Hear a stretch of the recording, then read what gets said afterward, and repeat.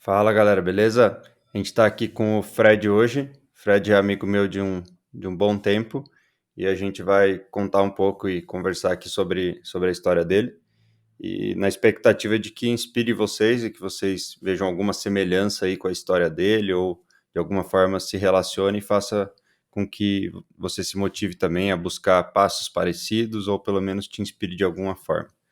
Então esse que é o papo. E aí, Fred, beleza? E aí, beleza, Felipe? Valeu o convite. Espero conseguir contribuir aí com a galera aí que escuta o seu podcast. Então, bora, vamos começar. Eu queria entender como que começou. Então, você lembra qual que foi o teu primeiro contato com tecnologia? E que tecnologia, né? Sei lá, teve já várias histórias aqui. Algumas, tipo, Uhum. nem é tão tecnologia, outras é tecnologia que eu nem conhecia, de tão antiga que é. Então, vamos ver como que é a tua. Bom, para entrar na área de tecnologia, na verdade, foi meio que, eu diria por acaso, mas não por acaso. Na verdade, foi o caso do meu pai. Eu tinha vontade de fazer jornalismo, meu pai é radialista, e meu pai falou, não vai mexer com isso não, que é muito complicado, não dá dinheiro, vai mexer com computador, que é o futuro. E isso foi lá em 2007, alguma coisa assim. Então, eu fiz faculdade de redes de computadores, e aí o meu primeiro contato com tecnologia foi na faculdade mesmo, assim. Eu nunca fui de mexer em computador, fuçar nem nada na faculdade, que eu comecei a ver um pouco. E aí de tecnologia mesmo, assim, que eu comecei a programar, digamos assim, foi no estágio que eu consegui no segundo período da faculdade, e aí eu programava em Lotus Notes. Era uma plataforma da IBM de e-mail corporativo, mas você criava aplicativos dentro dela. Então, fiquei um bom tempo trabalhando com isso. Ele tinha uma fórmula dele mesmo, que assim, era muito fácil salvar as coisas e criar formulários e tudo. E ele tinha o Lotus Script, que aí dava para fazer coisas mais elaboradas, assim. O pessoal comentava que era parecido com o VB. Apesar de eu nunca ter usado o VB, o pessoal falava que era parecido com o VB. Então, esse foi o meu primeiro contato, assim, com tecnologia e programação. Mas quando teu pai falava que rádio não ia dar dinheiro e ele falava de computador, que você acha que estava na cabeça dele? Porque eu acho que não tem nada a ver com o que você faz hoje, né? Provavelmente ele tava, sei lá, vai formatar computador, vai fazer umas outras paradas, né? Ah, ele nem devia fazer ideia. Alguém que ele deve ter visto em algum lugar, conversou com alguém e falou, vai mexer com computador, que é o futuro. Mas com certeza ele não fazia ideia do que era programação e nem eu. Eu cheguei na faculdade, para mim era tudo grego, assim. Eu lembro de... E era redes, né? Eu tive um pouquinho de programação, mas meu curso era de Ah, redes. o curso era de redes? Redes de Como que era o computadores. nome do curso? Mas isso era uma faculdade, redes de computadores? Era um tecnólogo. Era um Ah, tá. tecnologia em redes de computadores. Tinha o tecnólogo em análise de sistemas e o tecnólogo em redes. E aí, na verdade a gente só conseguiu fazer porque eu cheguei a prestar para fazer jornalismo, passei em algumas universidades, mas não passei em nenhuma pública. E aí eu consegui começar essa no Senai da FATESM, Faculdade de Tecnologia do Senai. E a gente conseguiu fazer porque, na verdade, meu pai conseguiu uma bolsa de 60% lá para eu poder fazer. E o curso já era bem em conta, assim. Era, sei lá, de 200 a 300 reais a mensalidade.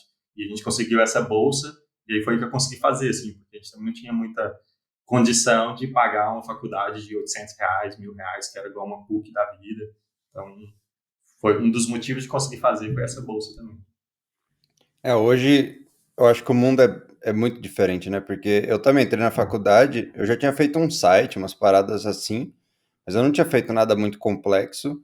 E o site que eu fazia era bem estático mesmo, porque tinha um namorado da minha irmã, que até eu quero trazer ele aqui ainda, e ele vai vir, para contar a história dele também. Então ele me ajudou e me deu umas dicas, porque ele já era programador web mesmo.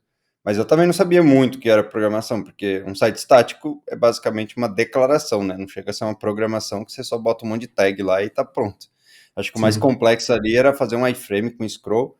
E o que eu acho que mudou muito é que hoje, com esse monte de informação que a gente tem, YouTube, bootcamp, curso curto, curso longo, a galera acho que já não chega tão cru assim na faculdade. Aí, tipo, eu não sei, né? Na verdade, talvez chegue ainda, mas hoje eu acho que não tem motivo, é mais falta de receber um link certo e começar a carreira, né?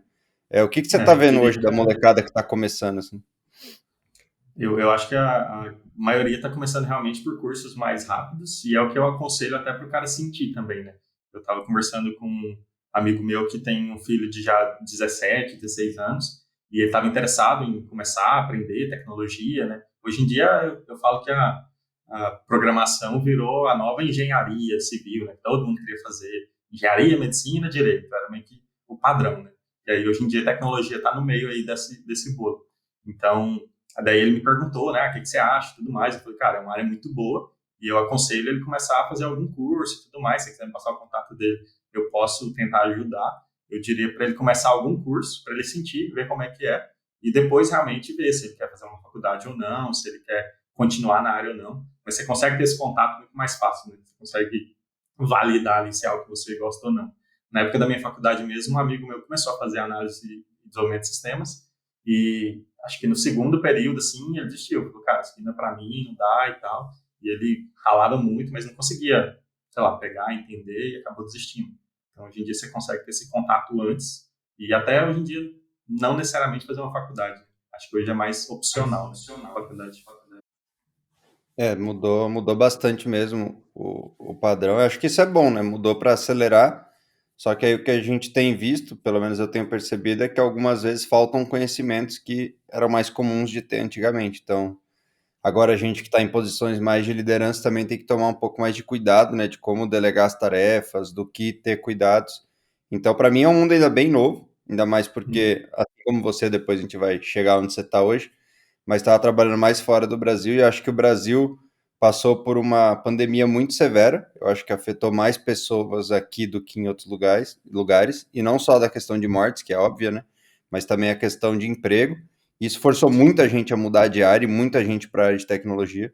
Então a gente tem uma galera nova aí que basicamente tem o tempo de pandemia como conhecimento. E aí, obviamente, essa pessoa é muito diferente daquela pessoa que antes entrava na área depois de ter estudado 4, 5 anos na faculdade. Então, essa pessoa ela entrou na área depois de 6 meses. E hoje está Sim. tocando tarefa igual aquela que ficou 4 anos. Por mais que eu acredito também que a faculdade hoje ela é totalmente opcional, não dá para a gente comparar o quanto você tem exposição a conteúdos durante 4 anos e o quanto você tem em 6 meses. É lógico que os bootcamps eles cortam um monte de coisa para poder te dar a condição de trabalhar. Mas fica um monte de coisa no caminho. Por exemplo, redes, que você falou, que teu curso era de redes. Acho que a galera de bootcamp, no máximo, deve ter, tipo, meia hora sobre redes ou não tem nada. Eu acho que é muito mais provável que não tenha nada. Eu acho que eles nem Talvez ver falam só disso. HTTP ali, acho que é isso, um servidor de. Nem sei se fala muito servidor de aplicação hoje em dia, né? É muito mais servidor web, porque tinha essa diferença também, né? Eu tive aula de servidores web, tive servidores de aplicação, tinha essas diferenças que hoje em dia acho que realmente corta e dá para estudar em casa, dá para fazer esses cursos, mas na faculdade ela te obriga, né? Tem matéria ali que você, se você pudesse, você fala, caramba, eu não quero estudar isso aqui, mas você tinha que estudar. E às vezes era algo que era importante, era um fundamento.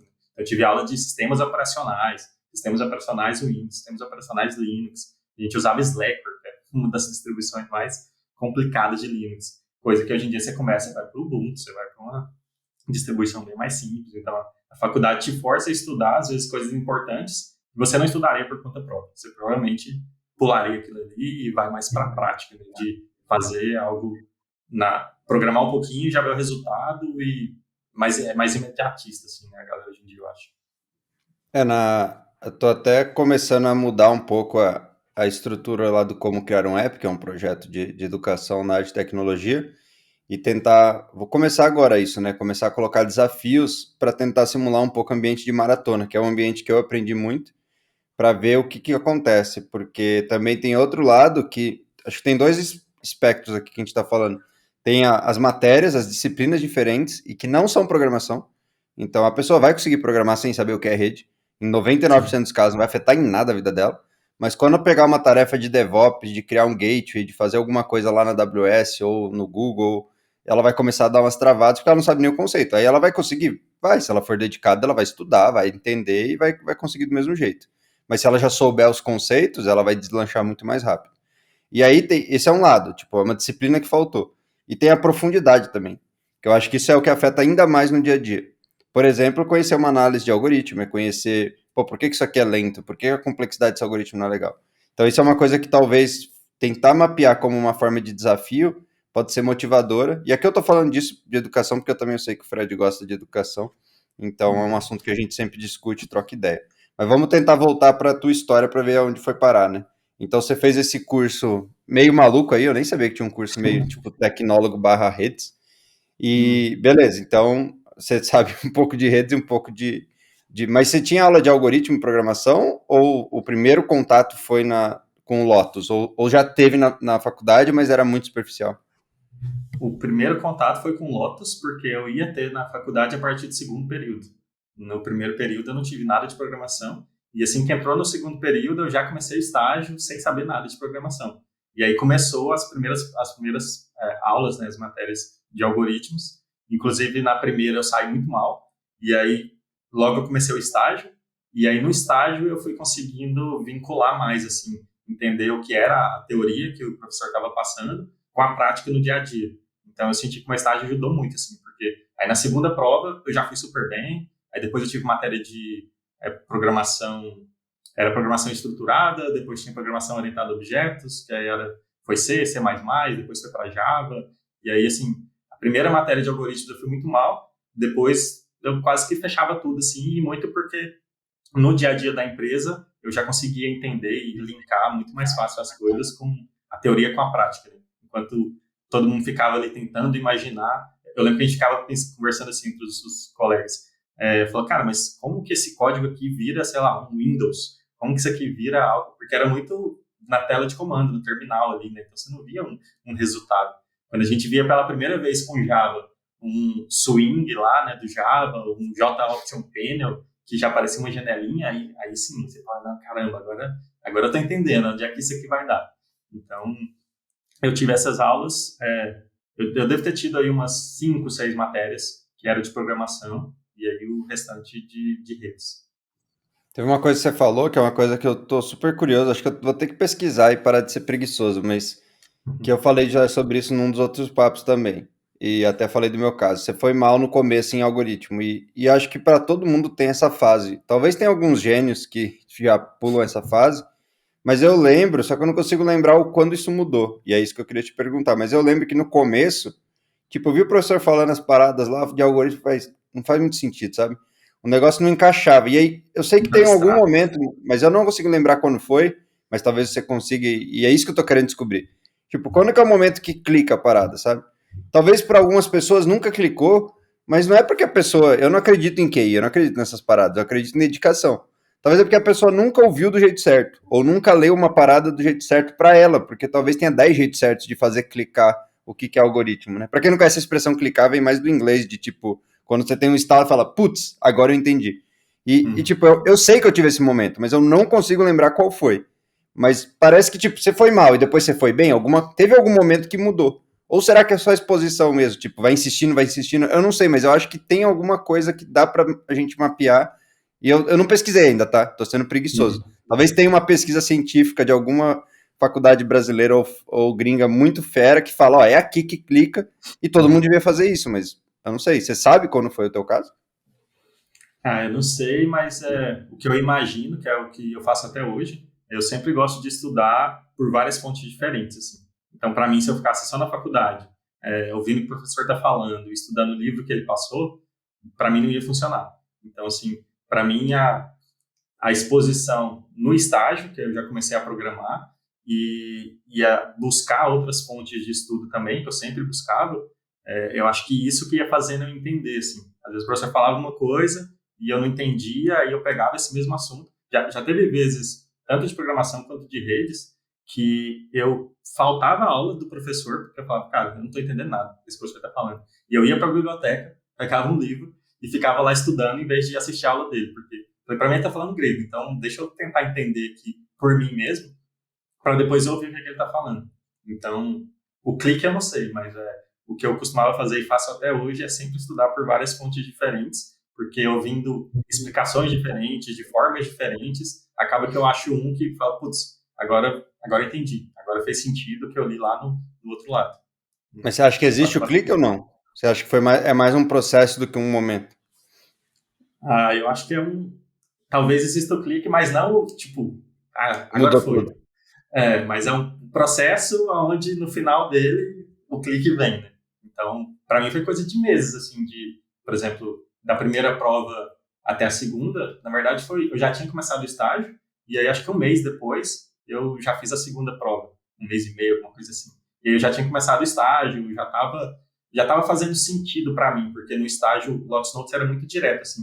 Você programava um evento de um botão que você clica e faz tal coisa. Então, aí ficou muito mais fácil de eu enxergar aquilo na prática. Eu acho que a maior dificuldade que eu tinha, e a maioria das pessoas tinha, era, tipo, como que esse comando aqui, como é que essa tela preta vira alguma coisa? Onde que eu vou usar, ficar fazendo cálculo de média da nota das provas dos alunos? Então, assim, eu acho que a prática, para mim, ver o resultado, ver acontecendo, hoje em dia, com JavaScript, que você faz alguma coisa, você já vê na tela, você já vê no browser, eu acho que é mais fácil fazer o link do que aplicar programação na vida real, fazer tudo virar um software. Beleza. Aí vamos então mudar de assunto de novo e vamos ir. Tipo, beleza, então terminou essa parte inicial de estudo, né? Você me fala que programação você vai estudar o resto da vida, mas essa parte inicial terminou, e aí acabou o estágio, acabou a faculdade, o que você fez? Então, na verdade, eu acabei trancando a faculdade um tempo, porque eu comecei a trabalhar e no trabalho estava me exigindo muito. Eu sou de Goiânia, né? E aí eu estava começando a ir para Brasília para atuar em alguns projetos e eu estava vendo que a faculdade, como era de redes, eu já tinha visto o que tinha de programação e ela não ia mais me agregar em nada. Então chegou um momento que eu tranquei e aí fui trabalhar, fui para o mercado, era estagiário, depois fui contratado na empresa que eu estava. E aí eu fiquei bastante tempo trabalhando na área, e depois, acho que de uns 4 anos na área, que eu estava pensando em mudar de Goiânia, e aí foi que eu falei, putz, eu preciso terminar minha faculdade, porque em Goiânia eu já tinha um relacionamento bom, eu sempre participei de muitos eventos, comunidades e tudo mais, e aí eu sabia que se eu fosse para fora, ninguém me conhecia, eu não ia ter mais esse contato com essas pessoas. E aí se chegasse sem ter nenhum diploma, na época pelo menos, era algo assim, putz, como assim você não é formado? Já teve vezes de gerentes meu, eu trabalhava na empresa já, sei lá, 1 ano, e o cara conversando comigo em algum momento, e eu falei, não, eu não tenho faculdade, eu tranquei a faculdade. Como assim, você não terminou a faculdade? Termina essa faculdade e tal, não sei o que lá. Parece que tinha um checkbox faltando, assim, no meu currículo. Então, eu fui para o mercado e depois voltei de uns 3, 4 anos para terminar a faculdade, e só para ter o diploma mesmo, assim, para não ser barrado, digamos assim, em alguma vaga, em algum processo seletivo.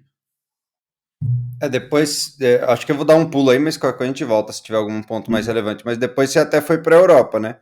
E acho que quando Sim. você foi para a Europa, teria sido realmente um bloqueio se você não tivesse o Uhum. diploma. Eu não sei como tá hoje, porque já faz, sei lá, um ou 2 anos que eu indiquei a última pessoa para vaga na Europa e tal. Mas quando é vaga para morar na Europa mesmo, eu acho que ajuda você ter faculdade, né? Porque, Sim. inclusive, para justificar, pô, porque você está trazendo uma pessoa sem qualificação para morar aqui, para dar visto. Tipo, talvez a pessoa tenha Sim. qualificação, né? Mas não tem uma qualificação que um governo consegue olhar e falar, ah, beleza, essa pessoa é qualificada. Você acha que teria te É, atrapalhado? Era um pré-requisito? teria atrapalhado, e até quando eu fui para o Rio, eu fui trabalhar numa empresa grande, e para eles, assim, tinha que ter o diploma. E aí eu lembro quando eu mandei meu currículo para um amigo meu, ele falou assim, você é formado em quê? Eu falei e tal, falei, inclusive eu terminei a faculdade mês passado, eu voltei, destranquei e terminei. Ele disse, tá doido, se você me mandasse um currículo sem diploma, eu não ia nem passar para a empresa. Eles não iam te contratar de jeito nenhum. Então, assim, lá já ia ser uma barreira. Claro que talvez eu conseguiria em outros lugares, mas no primeiro que eu fui deu certo, e se eu não tivesse o diploma lá, não teria dado certo. E aí, quando eu fui para Irlanda, que depois do Rio, eu mudei para o Rio, depois fui morar na Irlanda, na Europa. Lá, para conseguir. Tem dois tipos de visto, assim, tentando falar rapidamente, dois tipos principais. Eles têm o visto do Critical Skills, que são profissionais, qualificados e tudo mais, que para você conseguir ele, você ou tem que ter o diploma, ou você tem que ganhar um salário assim muito acima da média, porque com isso meio que, beleza, vocês estão dispostos a pagar isso tudo aqui para esse profissional, o cara realmente é qualificado. Então, ou você tem uma oferta muito boa de uma empresa grande, ou você tem que ter o diploma para poder entrar nesse Critical Skills. E aí daria para conseguir o visto de trabalho sem o diploma, que aí entraria no General Employment. Esse tipo de visto ele não exige o diploma, mas você perde diversas coisas, assim. Por exemplo, com Critical Skills eu já podia ir com a minha esposa, ela também poder morar lá. O General Employment, os seus familiares só podem ir depois de 1 ano que você está no país. Então, esse é um exemplo assim, de um benefício que eu perderia se eu tivesse pegado esse outro visto mais simples. E aí, sem contar algumas empresas também que pediam e tudo mais, mas para conseguir o visto tanto na Irlanda quanto acho que vários países da Europa, facilita o processo. Você tem que justificar muito mais para o governo que você está trazendo alguém sem diploma do que quando alguém que já é formado. Isso normalmente, acho que vai mudar, né? Talvez já tá até mudando, que o Fred também já faz um tempo que estava lá, mas eu acho que já tá até mudando, mas com certeza vai mudar no futuro. Mas hoje talvez ainda faça um pouquinho de diferença, porque quando alguém me pergunta, precisa fazer faculdade? Hoje já faz alguns anos que a minha resposta é essa. Tipo, se você quer ir para a Europa e tal, acho que é bom, porque pode ser que a empresa exija ou o governo exija, e faz sentido, né? Porque por mais que tenha faculdades no Brasil que a gente sabe que a qualidade é duvidosa, mas ela tem um reconhecimento do MEC, senão ela nem pode se chamar de uma faculdade, e tem como esse governo, se quiser, verificar, porque, pô, eu fiz o bootcamp do Joãozinho lá da minha cidade. O outro país não tem nenhuma referência, pode ser muito melhor que a faculdade, mas o problema é que não tem uma certificação do MEC, de uma instituição de ensino, então realmente não tem nenhuma forma de verificar. Eu acho que esse que é o ponto, não é que você agora está pronto e sem faculdade você não está pronto. Nesse caso é só um checkbox, como o Fred falou mesmo. Não, é verificável, então pode ir para a próxima etapa. Então eu acho que isso é um ponto a se ponderar. Quem está pensando aí nessa fase de faz faculdade e não faz faculdade, eu acho que se for fazer, tentar escolher a melhor faculdade possível, se quiser realmente fazer de verdade, ou se não tiver ou condição de estudar numa boa faculdade, ou não tiver, sei lá, a condição de passar no vestibular, talvez morar num lugar que é mais caro, porque a faculdade é melhor, faz uma faculdade só para ter o diploma, se for esse caso, ou se não tivesse interesse imediato de Europa e tal, nem faz. Tipo, meio que faz o caminho do Fred e depois faz. No caso, ele começou, mas não terminou.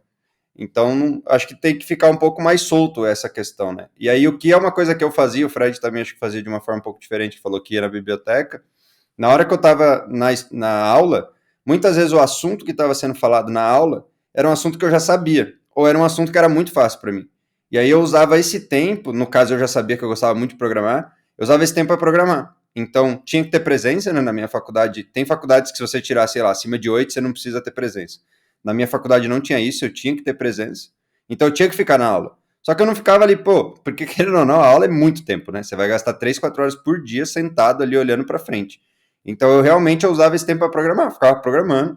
E aí, se o professor perguntava alguma coisa, eu parava e tal. Mas 90% do tempo eu estava programando, porque muitas vezes eu prefiro estudar sozinho, que é o que o Fred falou. Tipo, era melhor eu ir na biblioteca. Não que o professor é ruim, mas tem conteúdo que você consegue aprender sozinho. Então eu usava aquele tempo que eu tinha que estar lá para fazer outra coisa.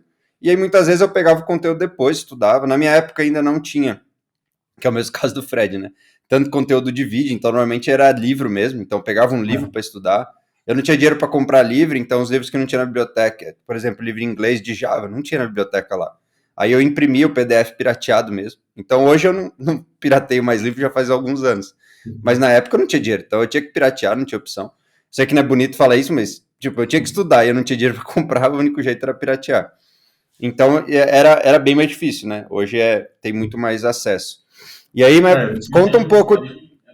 Pode falar. Eu não tinha nem computador na época, no início, assim. Então, eu ia para a biblioteca tanto para usar os livros da biblioteca quanto para usar o computador no laboratório de lá. Eu não tinha notebook, então era bem mais complicado. Hoje em dia, acho que até é mais fácil comprar, né? Mais acessível o notebook. Eu tenho falado disso, acaba virando propaganda, mas eu prometo que não é propaganda, mas a Provi, que é a empresa que eu sou CTO hoje, ela financia educação, né? Então essa questão de falta de acesso, a Provi inclusive já teve caso de financiar notebook, financiar esse tipo de coisa para a educação, né?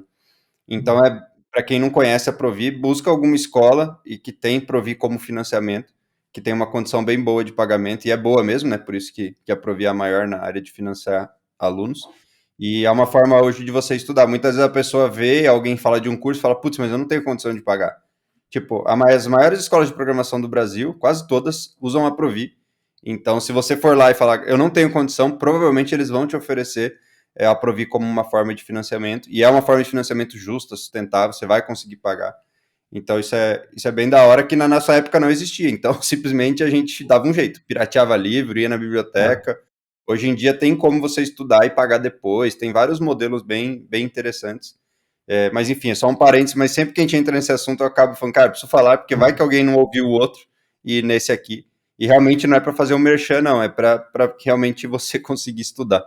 Mas beleza, aí eu queria saber um pouco, acho que é uma parte que é bem legal para pôr aqui, para as pessoas que querem ter essa experiência. Porque até a gente trabalhava junto na época que você tomou essa decisão, que você tomou a decisão de ir para fora, né? E aí eu queria Uhum. entender um pouco o porquê que você foi inglês, não foi experiência de vida. Tem a Thay também, que eu também conheço a sua esposa, então ela também tinha os momentos dela de estudo em paralelo. Como que foi essa, por que que você quis ir para fora, né, pra gente começar esse assunto de ir para fora do Brasil, que é uma coisa hoje tá super em alta, até porque Uhum. infelizmente nosso país está super embaixo, mas queria entender os seus motivos porque não foi tão recente assim, tipo, não são os motivos que hoje as pessoas estão indo. Mas por que que você quis Uhum. fazer esse movimento? Eu acho que eu fui alimentando isso aos poucos, assim. Eu lembro que, sei lá, no início de carreira eu não pensava em morar fora, eu pensava em ir para fora para conhecer, para passear e depois voltar. Eu sempre fui bastante apegado com família, com os meus amigos. E aí eu acho que o que estava acontecendo com o país, politicamente, economicamente, a Que empresa que ano eu que estava foi? no Rio Que eu não lembro, que ano que foi? foi. Eu nunca lembro 19? também, mas eu acho que Não, foi foi antes, né? antes. Eu só sei meu histórico aqui quando eu olho meu LinkedIn, porque é tanta coisa, tanta empresa aqui. Não, deve Mas ter acho que foi sido 17. 2017, eu acho. Deixa eu conferir aqui. Foi 2017, final de 2017. Então, até antes de entrar na Tec, né, que a gente trabalhou junto, eu estava trabalhando na Petrobras. E foi na época daquele escândalo do mensalão e tudo mais, onde o prédio que eu trabalhava, que era 35 andares de muitas pessoas trabalhando, ficou vazio, assim, basicamente. Então foi acontecendo uma série de coisas no país que foi desmotivando a gente de ficar lá. E a Thay, minha esposa, foi um dos motivos também. Né? A Thay, ela fazia doutorado na época e a bolsa dela, porque ela era proibida de trabalhar, tinha que dedicar integralmente para o doutorado, e eles não estavam pagando simplesmente a bolsa dela. E aí ela foi desmotivando também, ela pensava já em fazer o doutorado sanduíche, né, que é você fazer parte dele no Brasil e parte fora, e aí acabou que não deu certo. Então foi muito mais o momento do Brasil, político e econômico, que eu comecei a olhar para fora, assim.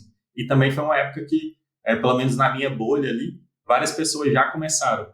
Então eu fui para Irlanda mesmo. Às vezes quem está assistindo aqui, vendo, ouvindo, nem sabe muito da Irlanda. Na época, um amigo meu que trabalhava comigo estava indo para Irlanda e eu falei, Irlanda, como assim? Eu mal sabia onde ficava a Irlanda no mapa, assim, mal lembrava. E aí ele falou, não, Irlanda é um polo tecnológico na Europa e tudo mais. E aí que eu comecei a dar uma olhada. E aí depois um primo meu, é, ele foi me visitar no Rio, e aí ele me contou ali, até antes de contar para a família, que ele estava planejando fazer um intercâmbio na Irlanda e que ele estava indo para lá. E eu falei, como assim? Tá todo mundo indo para Irlanda agora? Então, na minha bolha ali, uma galera já começou a fazer esse movimento. Até dessa época do pessoal que trabalhou comigo no Rio, eu acho que pouquíssimos continuaram no Brasil. Todo mundo foi para Portugal, foi para Irlanda, foi para Alemanha. Então, o momento do país, com esse movimento que eu estava vendo das pessoas próximas a mim, foi despertando assim, falar, caramba, acho que isso é legal, ter essa experiência internacional, aprender o idioma de fato, né? Porque eu fui primeiro para estudar, né? Eu continuei trabalhando remoto para o Brasil, para a Tec, e aí fui para estudar. Então, mais uma vez, não foi uma coisa só, né? Acho que foram vários motivos, várias coisas que foram acontecendo, foram juntando, que aí a gente acabou decidindo, falando, então vamos, acho que agora é a hora. E a gente foi. Isso é uma merda, na verdade, né? Porque a gente acaba indo. Eu nunca morei fora especificamente para trabalhar, né? Morei fora por muito tempo, mas não para trabalhar fora. E foi o teu caso, foi um pouco diferente. Mas mesmo assim é uma merda, né? Porque a gente tem uns ótimos profissionais. Talvez a gente está entre os top 3, top 5 países do mundo aí em tecnologia, tanto em quantidade quanto em qualidade, né? Talvez a gente tenha Estados Unidos, Rússia. Agora, falar da Rússia é um pouco polêmico, né?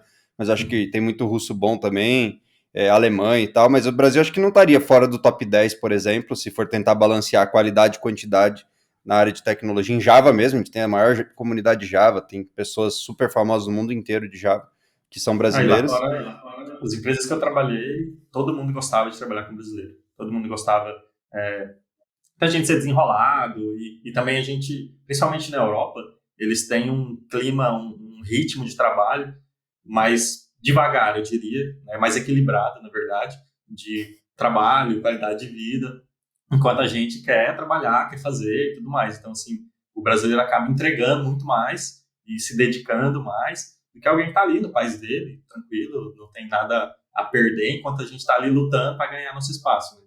Então, todas as empresas que eu trabalhei, os brasileiros eram muito bem vistos. A primeira empresa que eu trabalhei mesmo era a maioria, claro, irlandês, depois vinha indianos, e era brasileiro e italiano disputando o terceiro lugar, assim, de quantidade de pessoas estrangeiras que trabalhavam lá. Né? E isso porque era uma empresa que tinha 25 nacionalidades diferentes. E brasileiro estava lá entre os top 3 ali, disputando. E sempre que tinha vaga nova, tipo, meio que tinha uma rodada de contratação, sempre vinha brasileiro também, o pessoal gastava bastante. Então acho que a gente é muito bem visto assim fora também.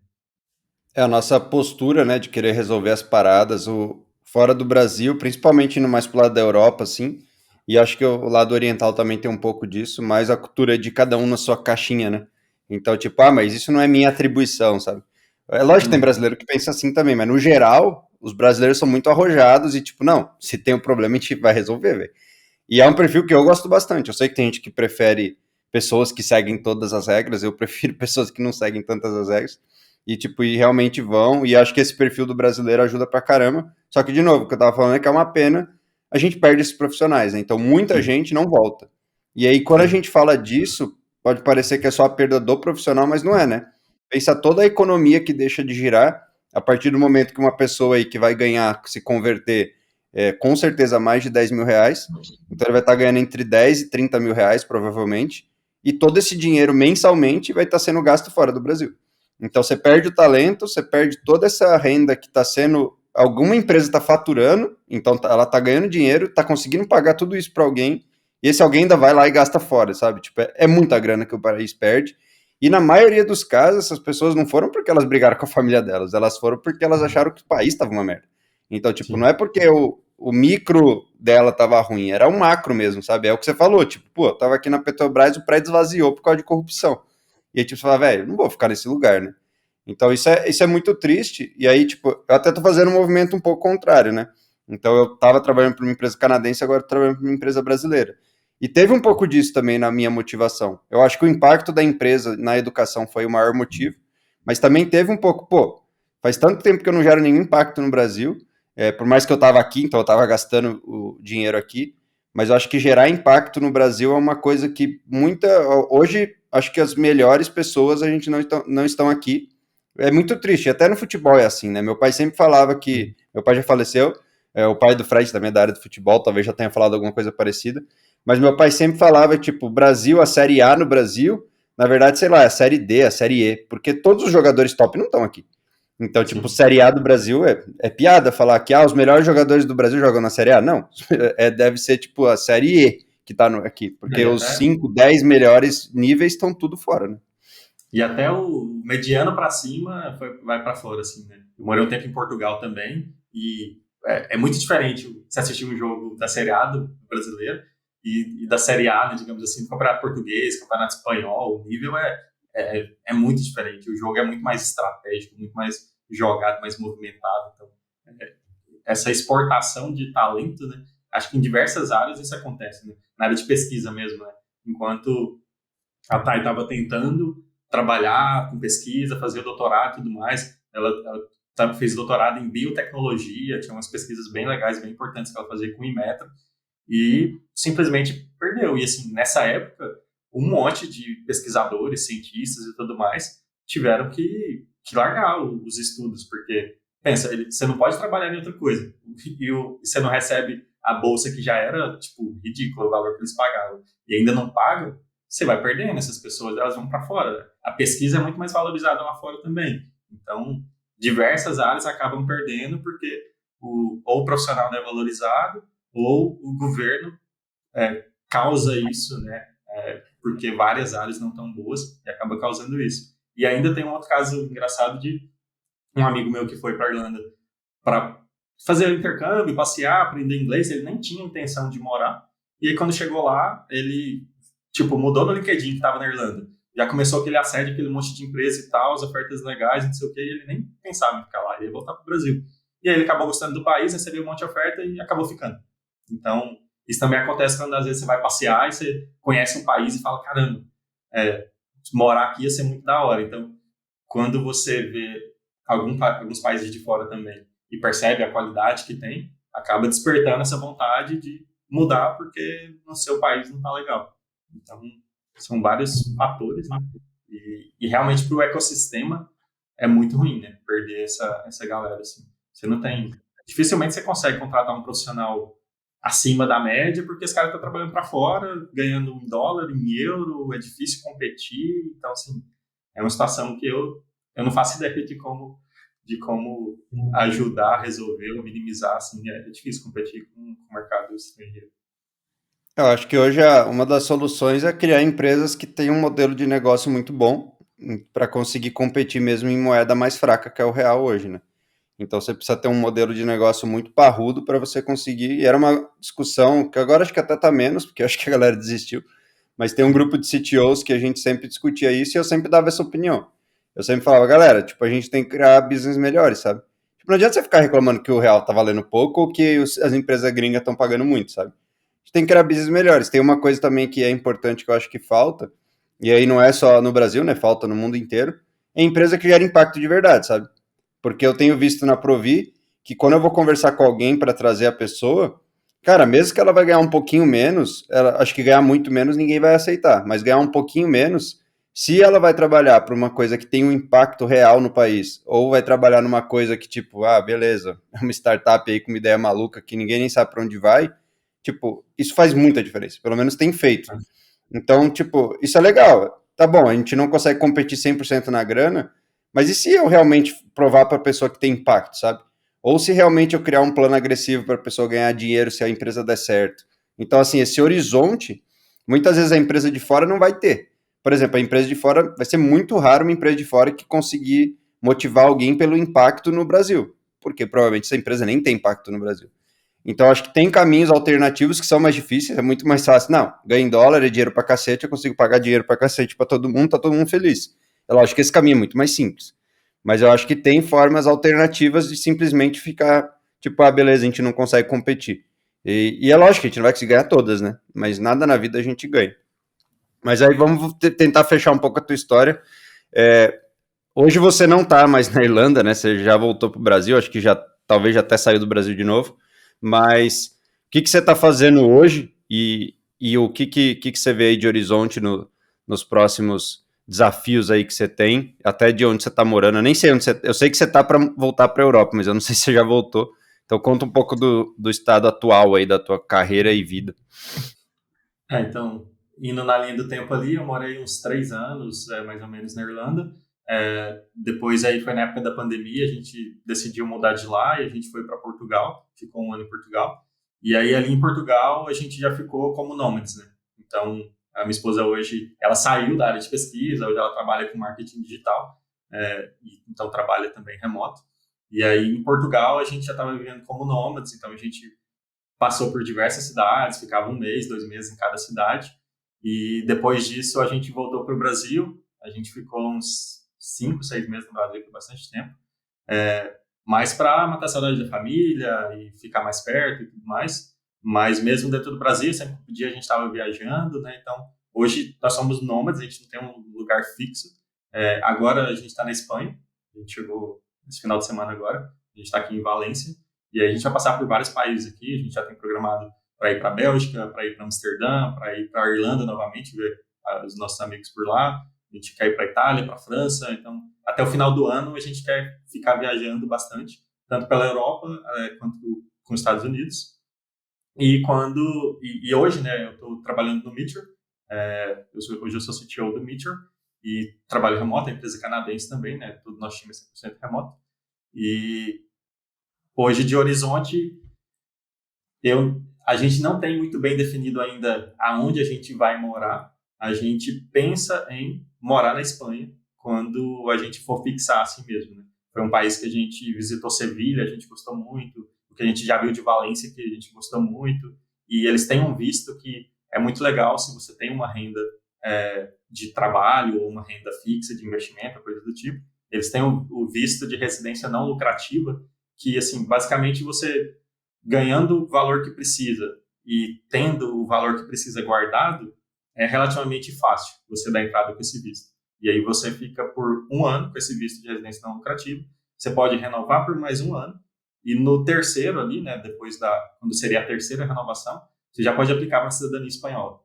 Então, assim, hoje do que eu sei, e já pesquisei bastante assim, sobre a Europa, a Espanha é o país mais rápido para você conseguir uma cidadania europeia. Então, quem tem vontade, né, quem não tem a vantagem de ter uma descendência, é uma forma muito rápida de conseguir. A maioria dos países aí é de 5 anos para frente. E esse visto é muito fácil de conseguir também. Você atendendo os requisitos, você dá a entrada no processo e é coisa de 2 meses está pronto, assim. Então a gente pensa em quando a gente parar de viajar, a gente morar aqui em Valência, mas a gente já mudou de ideia várias vezes de onde morar. Ué, mas Valência, você acabou de chegar e já virou Valência? Não, mas já era, né? A gente Ah, veio já aqui era? para conhecer melhor, né? A gente pesquisou bastante, parecia muito legal, a gente falou assim, tá, então vamos passar um tempo lá para a gente ver se é bom mesmo, como é que é. Então, até agora a gente tem gostado muito e é o que a gente pensa atualmente. A gente tem um amigo comum em Valência, né? Não sei se você já visitou o Nacho, ainda não? Nath, ainda não. Eu tô numa vilinha perto de Valência aqui, eu tenho que conversar com ele, ver onde que ele mora A e ver se família eu dele tem consigo. uma casa num lugar perto aí. Quem sabe você tá até no Airbnb da casa. Não sei se é, mas eles têm uma casa perto de Valência aí. Mas eu nunca visitei o Nacho em Valência, mas a gente já se viu. E a gente tem um amigo espanhol que mora em Valência. Eu já fui em Valência também, inclusive já estraguei um Mac em Valência. Eu derrubei água num Bom, Mac e ele pifou em Valência. putz, cara, o Eu tava histórico não é assistindo muito bom. série com a minha esposa na cama, e aí ele tava na cama e tava uma garrafa d'água, eu bati. Caiu bem pouca água, mas tipo, você tem Mac, não misture ele com água porque ele é muito frágil. Caiu muito pouco, muito pouco. Eu bati a mão assim e falei, ah, não vai dar nada. Aí o bicho desligou e já virou um pampeiro já. E Meu, aí queimou. aconteceu isso uma vez com um refrigerante, mas só o teclado que queimou e eu consegui trocar. Teve salvação ainda. Tá, e aí eu vou fazer duas perguntas finais aí. A primeira pergunta é: qual foi o último conteúdo que você consumiu? Eu tô falando conteúdo, mas seria livro, né? Mas como hoje em dia tem tanta forma de conteúdo, eu tô sempre perguntando mais genérico. E é o último mesmo, pode ser qualquer coisa, não precisa ter sido Hum. técnico, não. O que, que foi a última coisa que você assistiu, você lembra? O que eu tô ouvindo agora, deve estar em uns 70% dele, lendo, ouvindo, né? Na verdade, audiobook, é o livro A Única Coisa. Eu tenho tentado ter mais Qual é a foco única nas coisa? coisas que eu... Aí você tem que descobrir a sua única coisa. Mas Mas é eu sobre tenho foco? tentado ter mais... bastante sobre foco, sobre descobrir realmente o que é a única coisa e investir naquela coisa. Então, assim, tem vários exemplos no livro, por exemplo, é até engraçado que agora eu estou numa posição parecida com o que tinha no início do livro, assim.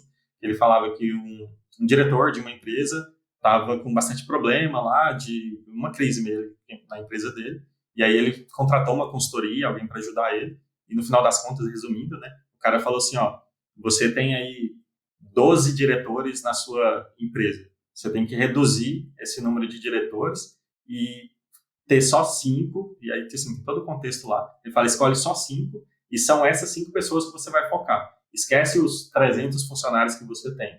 Foca em contratar esses diretores certos para tocar essas áreas diferentes da empresa, e aí com isso você vai conseguir tanto mais, digamos que, paz mental, né, porque você preocupar com 300 pessoas ao mesmo tempo, o cara tá ficando maluco, e aí focando em 5 pessoas, ele contratou essas pessoas e a empresa começou a andar, assim.